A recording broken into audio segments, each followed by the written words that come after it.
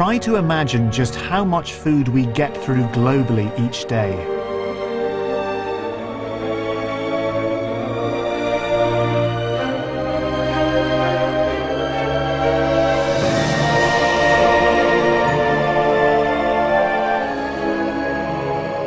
Every single day, we produce nearly 1 million tons of meat and nearly 3 million tons of grain.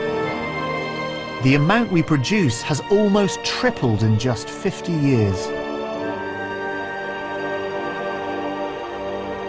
It is absolutely mind-blowing just how much food the human race now consumes. So much so, we've had to completely rethink the way that we produce it.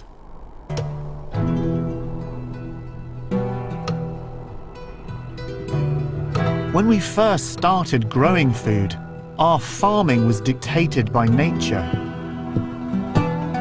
But today we're controlling nature, and on a vast scale. It may not look like it, but one place where that's happening is right here on the south coast of Spain. I just love landscapes like this, just unforgiving and dramatic, but you know, not very productive. You just come down, you can feel just how dry the soil is. There's absolutely no moisture at all.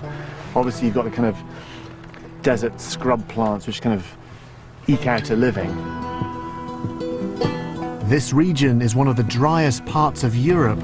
On the face of it, it's a dust bowl, but this arid landscape has become the site of an agricultural revolution. In the 1950s, local farmers found that any crop they could actually get to take root were just blown down by the wind, until they made a remarkable discovery.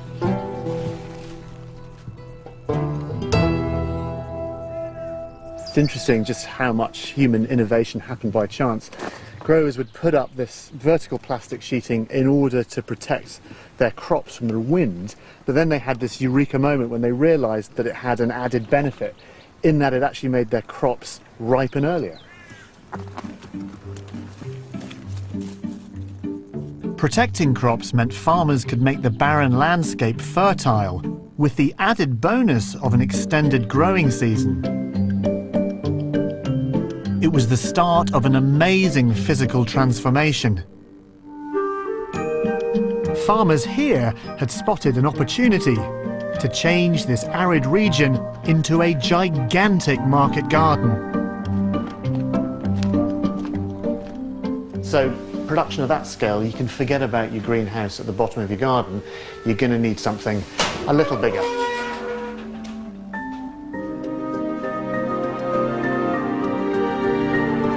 Inside this ginormous greenhouse, there are 250,000 kilos of tomatoes.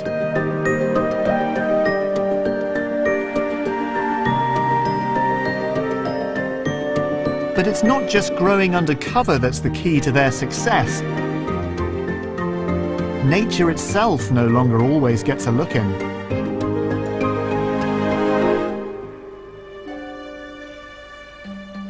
Lola Gomez Ferron has spent her working life perfecting a very different way of growing tomatoes. The variety, the name is Angel. Angel? Angel. Angel. Angel. It's very good. And what I notice here, you know, the interesting thing, here we are, we're inside this huge greenhouse, and none of the tomato plants are actually growing in the ground. Yes, normally they grow hydroponic. Yeah. So just in grow bags that you might get in the garden centre at home. And this isn't soil in here, is it? This is basically loft insulation. Yes, and the advantage is that the system permits reuse all the water and all the nutrients, never contaminate underground. It's interesting to know that they get the water through these irrigation tubes and their nutrients.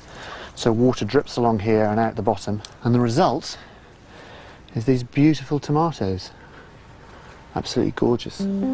It's an industrial way of growing crops. A factory farm for vegetables.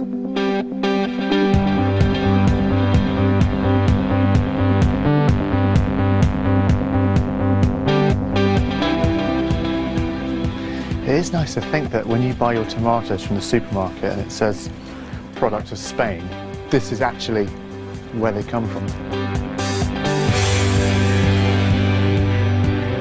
They can grow 2 entire crops like this one over the year.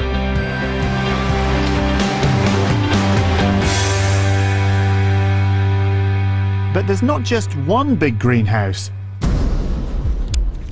There's quite a few. Which means there's really only one way to appreciate them. From the air! Keep running.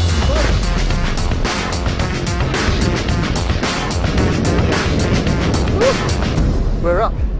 That was good.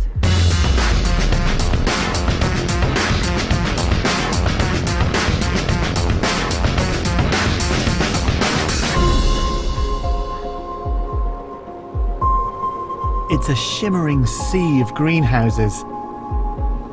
The largest concentration in the world, and a monument to the way we now produce food.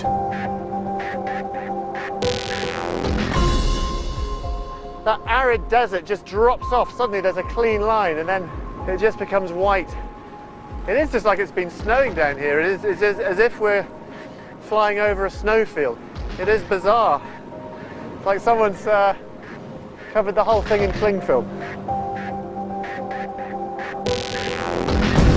Suddenly we hit a pocket of rising air.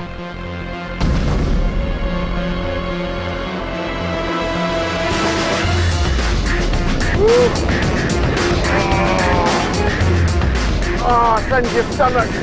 Oh, cut the camera on the plastic. Oh man! Oh, wow. What is it? The hot air from the plastic? Yeah.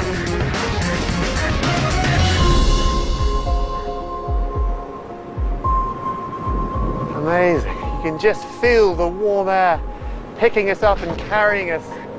Exactly like a bird flies on the thermal, warm air rising from all this plastic, carrying us up even higher. Oh, just glorious. The wind and the heat is exactly what made growing crops here so difficult until all these greenhouses were built. As far as the eye can see, almost every corner of the land is covered, which makes our next move a little tricky.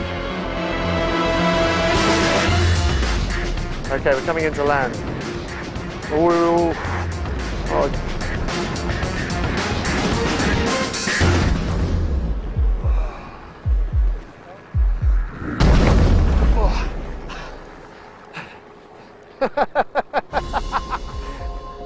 Luckily for us, acres of plastic makes for the perfect soft landing.